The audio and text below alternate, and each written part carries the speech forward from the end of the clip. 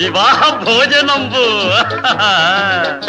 బాగా డబ్బున్న వాళ్ళు ఎవరినైనా మీరు చూడండి, వాళ్ళు ఎవరో ఆనందంగా లేరు. కోటీశ్వరులు ఉంటారు కదా మీ కళ్ళెదురుగా, వాళ్ళని కనుక్కోండి ఆనందంగా ఉన్నారేమో. కనీసం రెండో పూట తిండి తింటలేదు, చపాతీలు తింటారు. దిక్కుమాలిన బతుకంటే అదే.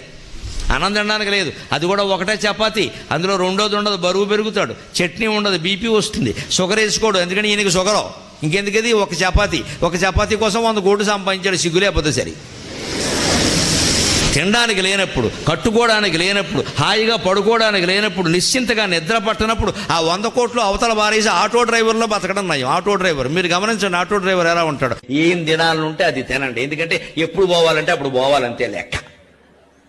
దీనికోసం మళ్ళీ ఒక 100 ఏళ్ళు బతకాల్సిన పని. 4 స్వీట్లు తినే యోగం లేదు, 4 ఆటలు తినే యోగం లేదు, నా బోటుగాడికి రోడ్డు పక్కన మిరపకాయ బజ్జీ తినే యోగం లేదు. మళ్ళీ చెబుతున్నాను.